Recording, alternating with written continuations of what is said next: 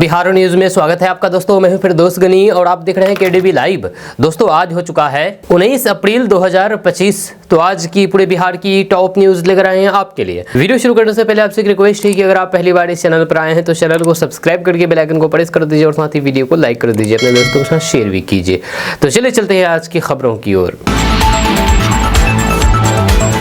मुसलमान अगर कायदे में रहेंगे तो फायदे में रहेंगे। जी हाँ, ये कहना है बागेश्वर बाबा के धीरेन्द्र कृष्ण शास्त्री का। आपको बता दूं कि बाबा बागेश्वर ने एक ऐसा बयान दिया है जिसको लेकर के बवाल मच गया है। उन्होंने हिंदुत्व और हिंदू राष्ट्र पर दिए गए बयानों को लेकर के सुर्खियों में रहते हुए अब एक बार फिर से बागेश्वर बाबा यानी कि धीरेन्द्र कृष्ण शास्त्री ने मुसलमानों को लेकर के ऐसी बात कह दी है जिसके हर तरफ चर्चा शुरू हो गई है। धीरेन्द्र कृष्ण शास्त्री ने कहा कि कई बार हमसे सवाल पूछा जाता है कि तुम हिंदू मुस्लिम बहुत करते हो, तो हम बोलते हैं कि हम तो सिर्फ हिंदू हिंदू करते हैं, हमें मुसलमानों से कोई लेना देना नहीं है। जी हाँ, पर फायदे में अगर वो रहेंगे तो कायदे में रहेंगे। यानी कि सीधे सीधे मुसलमानों को उन्होंने एक धमकी भरा लहजे में बात कह दी है, धमकी दे दी है कि कायदे में रहोगे तभी फायदे में रहोगे, यानी कि अगर कायदे में नहीं रहोगे तो फिर नुकसान उठाना पड़ेगा। जी हाँ, ये कहना है बाबा बागेश्वर का। आपका इसके बारे में क्या कहना है? उन्होंने ये बात कही है तो सही कहा है या गलत? नीचे कमेंट बॉक्स में कमेंट करके आप जरूर बताइएगा।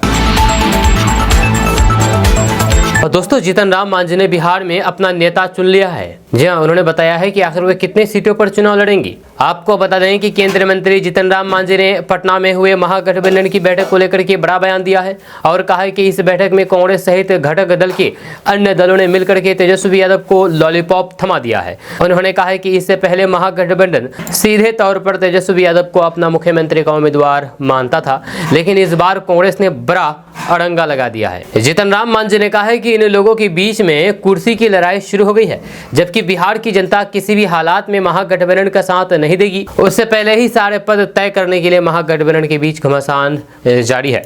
जीतन राम मांझी ने पश्चिम बंगाल के मुर्शिदाबाद में हो रहे सांप्रदायिक दंगों पर भी नाराजगी जताई है और कहा है कि पश्चिम बंगाल के मुख्यमंत्री ममता बनर्जी के शह पर सब कुछ हो रहा है। केंद्र सरकार को पश्चिम बंगाल के हालात को लेकर के कुछ नया सोचना होगा। जब वहीं पर एक सवाल के जवाब में उन्होंने कहा है कि एनडीए गठबंधन के मुख्यमंत्री नीतीश कुमार ही होंगे और गठबंधन में कहीं से भी किसी तरीके की परेशानी नहीं है। हम लोगों ने अपना नेता पहले ही चुन लिया है। दोस्तों आरजेडी प्रवक्ता मृत्युंजय तिवारी ने एनडीए पर हमला बोला है, महागठबंधन में टूट पर भी पलटवार किया है। जहां एक न्यूज चैनल से बातचीत करने के दौरान एक सवाल के जवाब में उन्होंने कहा कि समझ का फेर है। जब कल इंडिया गठबंधन की बैठक हुई, महागठबंधन के सभी दल आरजेडी कार्यालय आए। महागठबंधन के सहयोगी दलों ने सर्वसम्मति से एक समन्वय समिति गठित करने का निर्णय लिया है, जिसकी अध्यक्षता तेजस्वी यादव करेंगे। तेजस्वी यादव के नेतृत्व कोऑर्डिनेशन कमेटी बनी है। वहीं पर आरजेडी नेता ने आगे कहा है कि 2020 में मुख्यमंत्री का चेहरा तेजस्वी यादव थे और 2025 के चुनाव में भी महागठबंधन का मुख्यमंत्री चेहरा तेजस्वी यादव ही है। इसमें कोई कंफ्यूजन, कोई शक, शंका, डंका कुछ भी नहीं है। इस सवाल पर सवाल उठाना ही बेईमानी है। वहीं पर जब मृत्युंजय तिवारी से सवाल किया गया है कि बीजेपी नेताओं का कहना है कि महागठबंधन टूटने वाला है और कांग्रेस तेजस्वी यादव को स्वीकार नहीं कर रही है, इस पर उन्होंने कहा है कि बीजेपी अपनी पार्टी और फिर अपना गठबंधन बचाएं, वहां पर भगदड़ मचने वाली है। एनडीए की नाव डूबता देख करके कई सहयोगी दल महागठबंधन में आने वाले हैं। वहीं पर तेजस्वी यादव को जनता ने मुख्यमंत्री के रूप में स्वीकार कर लिया है। दोस्तों लोकसभा चुनाव के बाद अब बिहार की राजनीति विधानसभा चुनाव 2025 को लेकर के गर्मा गई है, जहां महागठबंधन के भीतर सीट शेयरिंग और फिर मुख्यमंत्री पद को लेकर के भारी खींचतान सामने आ रही है। पटना में हुई हालिया बैठक में भी कोई ठोस निष्कर्ष सामने नहीं निकल रहा है। बैठक में कांग्रेस ने साफ कर दिया है कि वह 70 सीटों से कम सीटों पर चुनाव लड़ने को तैयार नहीं है।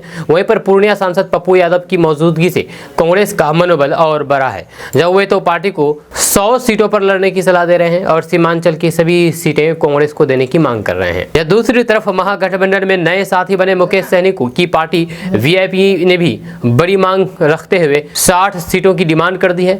जब मुकेश सहनी स्पष्ट कर चुके हैं कि महागठबंधन की सरकार बनी तो फिर वे उप मुख्यमंत्री पद पर दावा छोड़ेंगे नहीं।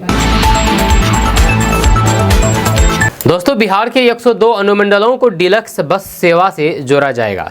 जब बिहार सरकार की कस्बों को बड़े शहरों से जोड़े जाने की योजना है। किन किन जिला मुख्यालयों से अनुमंडल के लिए ये बस सेवा शुरू होगी, ये तय कर लिया गया है। जहाँ इसमें पटना के अलावा भागलपुर, मुजफ्फरपुर, सहरसा और फिर मुंगेर जिले को शामिल किया गया है। इन शहरों से जहाँ इन शहरों से अनुमंडल के लिए डीलक्स बस चलेगी। जहाँ बिहार राज्य पथ परिवहन निगम ने इसकी तैयारी शुरू कर ली है। जहाँ इसके लिए 30 अप्रैल तक परमिट जारी किए जाएंगे। जहाँ मई के पहले या फिर दूसरे सप्ताह में बसों का परिचालन शुरू हो जाएगा। जहाँ राज्य भर में 166 डीलक्स बसों का परिचालन किया जाना है। इसका मकसद बिहार के सभी अनुमंडलों को जिला मुख्यालय से जोड़ना है। इससे पंचायत स्तर पर लोगों को बस सेवा से जिला मुख्यालय तक पहुंचने की सहूलियत होगी। दोस्तों, जमीन की रजिस्ट्री में अब खरीदने और बेचने वालों के हस्ताक्षर की जरूरत नहीं है। झट से आपका काम हो जाएगा। आपको बता दूं कि बिहार में नीतीश सरकार ने जमीन की रजिस्ट्री के नियमों में बड़ा बदलाव किया है। अब जमीन की रजिस्ट्री कराने के लिए बेचने वाले और खरीदने वालों के सिग्नेचर की आवश्यकता नहीं होगी।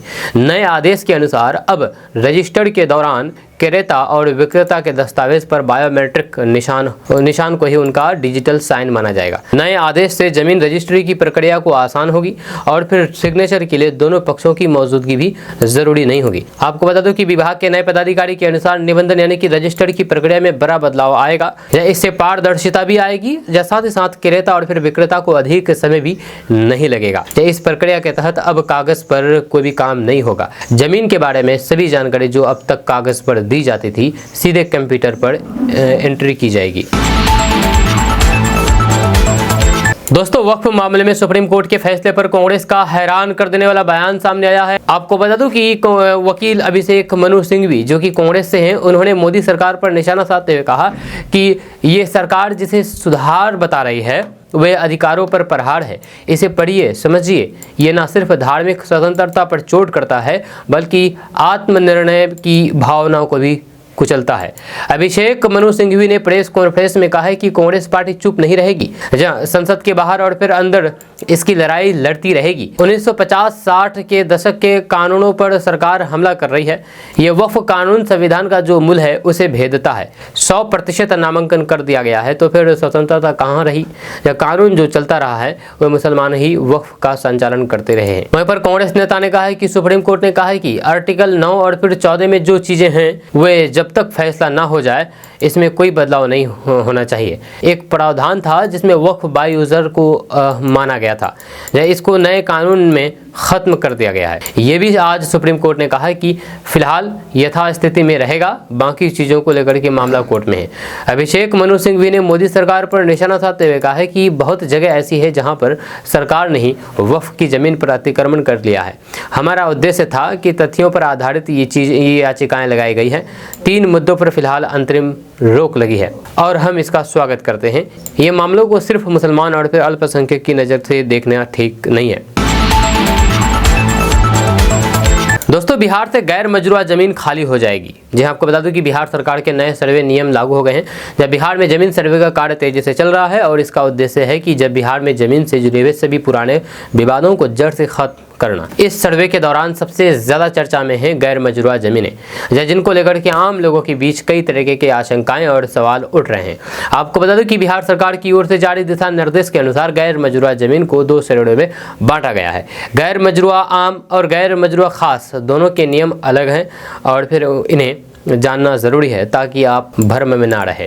वहीं पर गैर मजरूआ आम जमीन वे होती है जिनका मालिकाना हक राज्य सरकार के पास होता है, जब वे जमीनें सार्वजनिक उपयोग के लिए सुरक्षित होती है। अगर किसी व्यक्ति ने गैर मजरूआ आम जमीन पर अवैध कब्जा कर लिया है तो फिर सर्वे के बाद ऐसे कब्जे हटाए जाएंगे और फिर जमीन सरकार को वापस सौंप दी जाएगी। वहीं पर अगर आपके पास गैर मजरूआ खास जमीन है और आपका नाम खतियान में दर्ज है तो घबराने की कोई जरूरत नहीं है, कोई बात नहीं है। इस श्रेणी की जमीनों पर व्यक्तिगत मालिकाना हक रहता है और सरकार ऐसी जमीनों पर दखल नहीं देती है।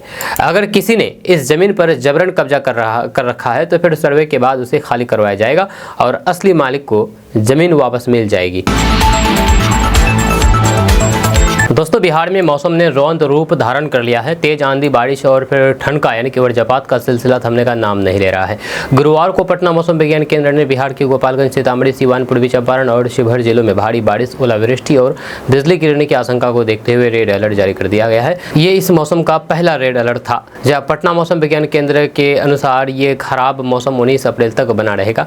शुक्रवार और फिर शनिवार को बिहार के 27 जिलों में बारिश की संभावना जताई गई है। आज शनिवार को बिहार के 27 जिलों में बारिश की संभावना जताई गई है, जिनमें से इन जिलों के लिए ऑरेंज अलर्ट जारी किया गया है।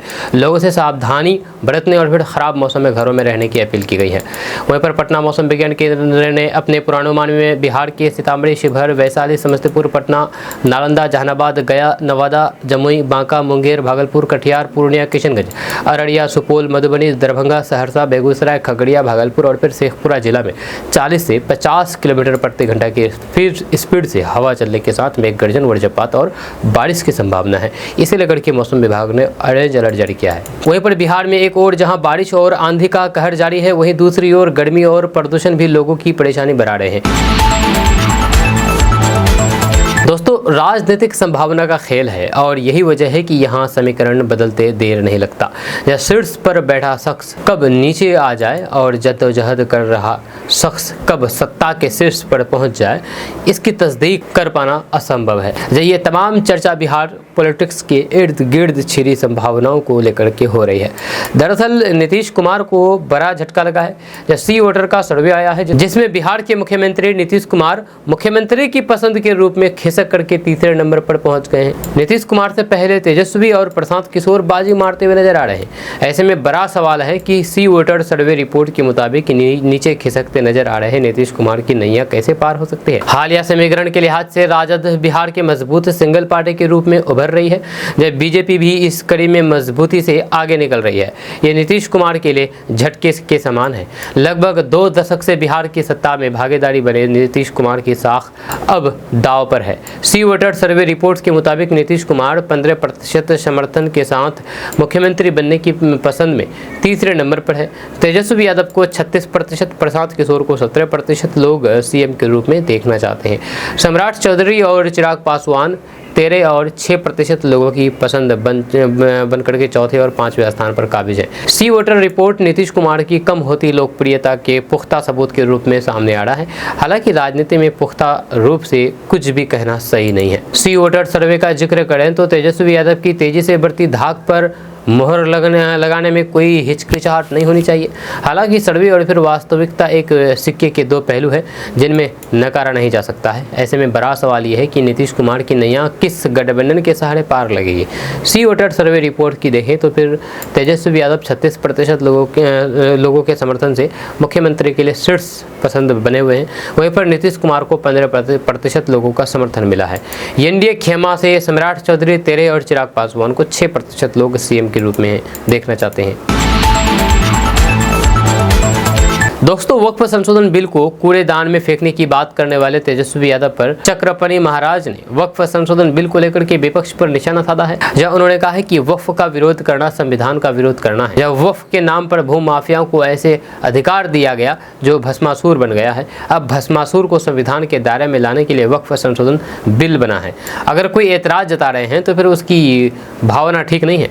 उन्होंने कहा है कि पाकिस्तान, बांग्लादेश जैसे जो भारत देश का दुश्मन है, वह कभी चाहेगा ही नहीं कि देश में किसी तरीके की शांति हो, किसी भी तरीके के अच्छे नियम कानून बन सके। जब वक्फ कानून को प्रधानमंत्री नरेंद्र मोदी की देश के लिए बड़ी चिंता को समाप्त करने वाला बताते हुए उन्होंने विपक्ष को आड़े हाथों लिया है। उन्होंने कहा है कि ये दुर्भाग्य है कि विपक्ष मुस्लिम तुष्टिकरण करने में पागल हो गया है। जब विपक्ष का तुष्टिकरण का ये रवैया पेड़ के उसी शाख को काटने जैसा है जिस पर वह बैठा है। वहीं पर राजद के तेजस्वी यादव द्वारा सरकार में आने पर वक्फ संशोधन बिल को कूड़ेदान में डाल देंगे, इस सवाल पर चक्रपाणी महाराज ने कहा कि तेजस्वी यादव से हमारी बड़ी आशा थी। तेजस्वी युवा है, हमें लगा कि इनसे उम्मीदें जगेगी, युवाओं को सही दिशा देंगे, लेकिन समस्या है कि अपने पिता के रास्ते पर ही चल रहे हैं। दोस्तों, मोदी सरकार द्वारा वक्फ कानून में बदलाव किए जाने के खिलाफ असदुद्दीन ओवैसी ने संसद से लेकर के सड़क तक मोर्चा खोल दिया है। जहां असदुद्दीन ओवैसी वक्फ कानून का विरोध करने के साथ सुप्रीम कोर्ट से उसे खत्म करने के लिए कानूनी लड़ाई लड़ रहे हैं, लेकिन बिहार में उनकी पार्टी के विधायक बीजेपी की भाषा बोल रहे हैं। किशनगंज जिले के अमूर से विधायक और फिर प्रदेश अध्यक्ष अख्तरुल ईमान ने वक्फ संपत्तियों को लेकर के वही बात कही है जो बीजेपी के नेता इन दिनों कह रहे हैं। AIMIM विधायक अख्तरुल ईमान ने वक्फ कानून का समर्थन तो नहीं किया, किया है, लेकिन बात बीजेपी वाली कर रहे हैं। जब वक्फ को लेकर के बीजेपी नेता कह रहे हैं कि देश में वक्फ के नाम पर जमीन की लूट की गई है और भ्रष्टाचार जम करके किया जा रहा है, इसलिए मोदी सरकार ने वक्फ कानून में बदलाव का कदम उठाया है, जिसके जरिए भ्रष्टाचार पर रोक लगेगी और फिर वक्फ का लाभ गरीब मुसलमानों को मिलेगा। ये बात मोदी सरकार और फिर एनडीए के सहयोगी दलों ने की है, जिसे अब अख्तरुल ईमान भी बोल रहे हैं। यह वक्फ कानून के मुद्दे पर मीडिया से बातचीत करते हुए अख्तरुल ईमान ने कहा है कि ये सच बात है कि वक्फ की प्रॉपर्टी का इस्तेमाल बहुत गलत तरीके से हुआ है। मुतवल्लियों ने वक्फ की जमीनों के साथ बेईमानी की है और फिर वक्फ की जायदाद को गलत तरीके से बेचने का काम किया है। इसी शहर में वक्फ की कई जायदादें हैं। आज जहां पर प्राइवेट दुकान का किराया है 15,000 रुपये, वहीं पर वक्फ की ज़मीन पर 1500 रुपये किराया दिया जा रहा है। मुतवल्लियों ने वक्फ की ज़मीनों पर कब्जा कर रखा है। इन बेईमानों की वजह से ही वक्फ का नया कानून हमारे सिर पर आया है। अख्तरुल ईमान ने कहा है कि आज इन्हीं खटमल मक्खी मच्छर के खातिर मोदी घर को आग लगाने की सोच रहे हैं। हम समझते हैं कि ऐसी जहरीली दवा दो कि ऐसे मक्खी मच्छर खटमल मर जाए। उन्होंने कहा है कि बिहार शरीफ गया, वहाँ भी वक्फ की जायदादों को बर्बाद किया गया है। इन बेईमानों की वजह से आज ये कानून आया है। इनकी वजह से बिहार के मदरसों की तालीम बर्बाद हुई है, या सेक्रेटरी और फिर सदर की वजह से ये बर्बाद हुई है। इन लोगों ने अपने दामादों और फिर बेटों को बहाल किया है। ओवैसी के विधायक का साफ कहना है कि वक्फ की ज़मीनों की लूट हुई है। दोस्तों, बिहार विधानसभा चुनाव के पहले कांग्रेस अब राज्य में महिलाओं को अपनी पार्टी से जोड़ने की मुहिम शुरू कर रही है। कांग्रेस कार्यालय में चर्चा महिला की बात कांग्रेस के साथ का पोस्टर जारी किया गया है। जब महिला कांग्रेस की राष्ट्रीय अध्यक्ष अलका लांबा, बिहार कांग्रेस प्रदेश अध्यक्ष राजेश कुमार, विधायक दल के नेता शकील अहमद खान, मदन मोहन झा, विधायक प्रतिमा दास आदि ने चर्चा महिलाओं की बात कांग्रेस के साथ का पोस्टर जारी किया। जब कांग्रेस अध्यक्ष राजेश कुमार ने कहा कि महिलाओं के लिए बिहार सरकार योजना बना रही है, इसके बावजूद भी इसके बिहार में अपराध भ्रष्टाचार हावी है। कांग्रेस अब महिलाओं से उनके पास जाकर के संवाद करेगी, बातचीत करेगी। वहीं पर अलका लांबा ने कहा है कि महिला शिविर की शुरुआत आज हुई है। उन्होंने कहा है कि बिहार को लेकर के हम लोग घोषणा नहीं बल्कि न्याय पत्र तैयार कर रहे हैं। इसी क्रम में महिला की बात कांग्रेस के साथ कार्यक्रम की शुरुआत होने जा रही है। 20 अप्रैल को इसकी शुरुआत होगी। हर पंचायत और फिर हर प्रखंड में ये बैठक होगी। इसके तहत हम लोग तमाम आधी आबादी में मिलेंगे और फिर चर्चा करेंगे। इसमें जीविका दीदी, आंगनबाड़ी सेविका, सहायिका, रसोइयाँ, ऐसे तमाम महिलाओं के साथ चर्चा होगी। दोस्तों, शराब तस्कर शराब लाने के लिए कुछ भी करते हैं। जब ड्राई स्टेट यानी कि शराबबंदी वाले बिहार में शराब तस्करों की ढंग भी निराले हैं। कभी तेल के टैंकर तो कभी लग्जरी गाड़ियां शराब उगल रही है। अब इससे भी ऊपर का एक नया मामला सामने आया है। शराब तस्करी के लिए एक महिला ने बुर्के का नायाब तरीका ढूंढ निकाला। जब बुर्के की आड़ में महिला शराब तस्करी कर रही थी और क्या था, आज पकड़ी गई। दरअसल कटिहार में उत्पाद विभाग ने बुर्के में शराब तस्करी कर रही महिला को पकड़ा है। जब कटिहार में महिला शराब तस्करी के तरीके को देख करके सभी दंग रह गए। जब पश्चिम बंगाल के कुमेदपुर में संध्या देवी नाम की महिला ट्रेन में बुर्का पहन करके यात्रा कर रही थी। जब उत्पाद विभाग को किसी ने खबर दी कि महिला तस्कर ने 9 लीटर अंग्रेजी शराब के साथ आ रही है। मनिया स्टेशन के पास महिला कांस्टेबल ने जब महिला तस्कर से बुर्का उतारने को कहा तो वे सक पका गई। जब पुलिस की सख्ती के बाद महिला ने बुर्का उतारा तो पुलिस भी दंग रह गई। जब महिला ने साड़ी के ऊपर शराब के ट्रेटा पैक टैप से बांधे हुए थे। इसके बाद ऊपर से बुर्का पहन लिया था। पूछताछ में महिला ने अपना नाम संध्या और फिर गाँव मझली बताया है। जब नाम संध्या है यानी कि मुस्लिम नहीं है, फिर भी वे बुर्का पहन करके शराब तस्करी कर रही थी। जब पूर्ण शराबबंदी वाले बिहार में शराब का बेचा जाना अपने आप में शर्मनाक है। ये कानून व्यवस्था पर भी किसी तमाचे से कम नहीं है। बिहार में लंबे समय से शराब पर बैन है। इसके बाद भी आए दिन शराब से लोगों की जान जा रही है। अब एक महिला शराब तस्करी करते हुए पकड़ी गई है, वो भी बुर्के की आड़ में, ताकि उसे कोई भी पकड़ ना ले। दोस्तों, बिहार के मुख्यमंत्री नीतीश कुमार को खाने पीने का बड़ा शौक है। खास करके उन्हें साउथ इंडियन डिशेज बेहद पसंद है। जब डोसा उनके फेवरेट डिशेज में से एक है। जब पटना के फ्रेजर रोड स्थित बंसी बिहार रेस्टोरेंट में सीएम नीतीश कुमार कई बार डोसा खाने जा चुके हैं। इस रेस्टोरेंट का डोसा लालू यादव और राहुल गांधी को भी काफ़ी पसंद है। जब कई बड़े नेता बंसी बिहार रेस्टोरेंट के साउथ इंडियन डिशेज का लुत्फ उठा चुके हैं। इस रेस्टोरेंट के एक स्टाफ ने बताया है कि मुख्यमंत्री नीतीश कुमार कई बार यहां पर आ चुके हैं। दिलचस्प बात यह है कि जब वो मुख्यमंत्री नहीं थे तब भी वो यहां पर आकर के साउथ इंडियन फूड का स्वाद लेते थे। वहीं पर सीएम बनने के बाद भी वे खुद को रोक नहीं पाए और फिर कई बार यहां पहुंच करके डोसा का लुत्फ उठा चुके हैं। दोस्तों, बिहार में बीते 24 घंटे के भीतर तेज आंधी और फिर बारिश की वजह से कई जगहों पर तबाही का मंजर देखने को मिला है। धूल भरी आंधी और फिर तेज हवाओं के चलते कई जगहों पर पेड़ धराशायी हो गए, यानी कि पेड़ गिर गए। इससे वैशाली और फिर मुंगेर में 2 लोगों की जान चली गई। जब कुछ जगहों पर बरसात के साथ ओला भी गिरे। जब मौसम खराब होने की वजह से खेतों में खड़ी किसानों की फसल चौपट हो गई, इससे उनके चेहरे मायूस हो गए। सारण, सिवान, वैशाली, मुजफ्फरपुर, भागलपुर, मुंगेर, खगड़िया, बांका समेत अन्य जिलों में जनजीवन अस्त व्यस्त हो गया। जब बिहार के विभिन्न जिलों में कल तेज हवाओं के साथ मेघ गर्जन और बारिश का दौर शुरू हुआ। जहाँ आंधी चलने से भागलपुर शहर में रात को बिजली व्यवस्था चरमरा गई। जहाँ जिले में कई जगहों पर पेड़ जमीन पर गिर पड़े, जिससे बिजली के तार टूट गए। मुजफ्फरपुर में भी कमोबेश यही हाल देखने को मिला। जब वैशाली जिला में जगह जगह आंधी की वजह से नुकसान देखने को मिला। वहीं पर सारण जिले के विभिन्न इलाकों में आंधी और फिर बारिश की वजह से किसानों के चेहरे पर मायूसी छाई हुई है। जब गेहूं की कटाई और फिर कट के बंधे हुए बोझे मौसम की वजह से बर्बाद हो गए हैं। जब किसानों की पूरे सीजन की मेहनत पर एक बार फिर से पानी फिर गया है। तेज हवाओं में आम और फिर लीची पर भी खास असर पड़ा है। जिले के कई हिस्सों में बिजली व्यवस्था चरमराने से पेयजल आपूर्ति भी प्रभावित हुई है। दोस्तों, बिहार सरकार ने बिहार के युवाओं को रोजगार के नए अवसर देने के उद्देश्य से होमगार्ड विभाग में बड़ी भर्ती प्रक्रिया शुरू की है। इस भर्ती अभियान के तहत लगभग 15,000 पदों पर नियुक्ति की जाएगी। ये एक सुनहरा मौका है उन अभ्यर्थियों के लिए जो सरकारी सेवा में अपना भविष्य बनाना चाहते हैं। इस भर्ती के लिए ऑनलाइन आवेदन प्रक्रिया 27 मार्च 2025 से शुरू हो चुकी है और फिर अब उम्मीदवारों को राहत देते हुए आवेदन की अंतिम तिथि 25 अप्रैल 2025 तक बढ़ा दी गई है।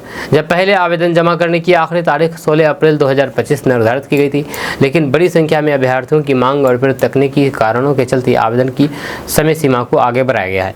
जब भर्ती प्रक्रिया में शामिल होने के लिए इच्छुक अभ्यर्थियों को पहले ऑनलाइन आवेदन करना होगा। इसके बाद चयन के लिए उन्हें दूसरे चरण की शारीरिक दक्षता परीक्षा से गुजरना होगा। ये परीक्षा उम्मीदवारों की फिटनेस और फिर फिजिकल क्षमताओं की जांच के लिए आयोजित की जाएगी। दोस्तों, राहुल गांधी और तेजस्वी यादव बिहार को बंगाल बनाना चाहते हैं। ये कहना मेरा नहीं है, बल्कि ये कहना है आचार्य प्रमोद कृष्णम का। आपको बता दूं कि राहुल गांधी और तेजस्वी यादव को लेकर के पूर्व कांग्रेसी नेता आचार्य प्रमोद कृष्णम का बड़ा बयान सामने आया है। इस बयान को बिहार बीजेपी ने एक्स हैंडल से पोस्ट किया है। ANI से बातचीत करने के दौरान आचार्य प्रमोद कृष्णम ने कहा है कि ममता बनर्जी पश्चिम बंगाल को बांग्लादेश बनाना चाहती है और राहुल गांधी और तेजस्वी यादव मिलकर के बिहार को बंगाल जब बनाना चाहते हैं। अब फैसला बिहार के हिंदुओं को लेना है कि वे बिहार को बंगाल बनते हुए देखना चाहते हैं या नहीं। बंगाल में हिंसा को लेकर के जब आचार्य प्रमोद कृष्णम से सवाल किया गया तो उन्होंने कहा है कि बंगाल की जो दुर्दशा है वहाँ हिंदू पलायन कर रहे हैं। बंगाल में ममता बनर्जी के नेतृत्व में देश की आज़ादी के बाद हिंदुओं पर सबसे बड़ा खतरा मंडरा रहा है।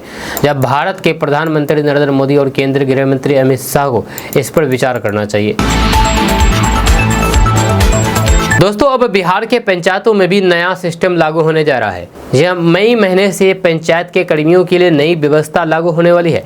जब पंचायती राज विभाग के संविदा कर्मियों की अब बायोमेट्रिक हाजिरी लगानी होगी। बिना कार्यालय गए ग्राम कचहरी सचिवों का मानदेय भुगतान नहीं होगा। जब पंचायती राज विभाग का मानना है कि इस व्यवस्था से ग्राम कचहरियों में संविदा कर्मियों की उपस्थिति सुनिश्चित होगी, जिससे गांव के लोगों का काम आसानी से होगा। जब पंचायती राज विभाग द्वारा बायोमेट्रिक मशीन का BBAS सॉफ्टवेयर से API से लिंक कराया जा रहा है। इससे हाजिरी बनते ही सीधे सॉफ्टवेयर पर अपलोड होगा। यह नया सिस्टम लागू हो जाने से अधिकारी भी संविदा कर्मियों को बिना बायोमेट्रिक हाजिरी बनाए मानदेय नहीं दिला सकेंगे। सिर्फ वैसी स्थिति में ही बिना बायोमेट्रिक हाजिरी बनाए मानदेय का भुगतान होगा, जब कर्मी प्रशिक्षण या फिर अन्य किसी अनिवार्य कार्य से कार्यालय नहीं आ सके। दोस्तों, बिहार विधानसभा चुनाव को लेकर के सभी पार्टियों ने तैयारियां शुरू कर दी है। इसी क्रम में एनडीए इंडिया गठबंधन के साथ अन्य क्षेत्रीय दल भी अपने समीकरण साधने में जुट गए हैं। इस बीच बिहार सरकार के मंत्री मोहम्मद जमा खान ने आगामी विधानसभा चुनाव को लेकर के बातचीत की है और स्पष्ट किया है कि नीतीश कुमार ही बिहार में बड़े भाई है और एनडीए के नेता के तौर पर उन्हें ही 2025 में मुख्यमंत्री चुना जाएगा।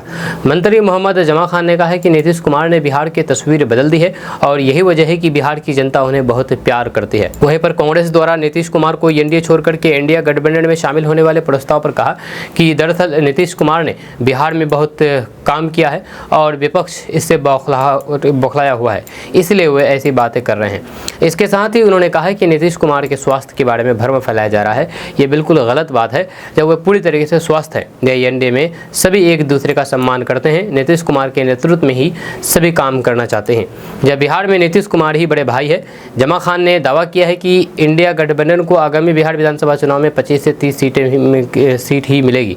जब बिहार के अंदर नीतीश कुमार बड़े भाई है और फिर नीतीश कुमार ही एनडीए के मुख्यमंत्री के तौर पर स्वीकार्य होंगे।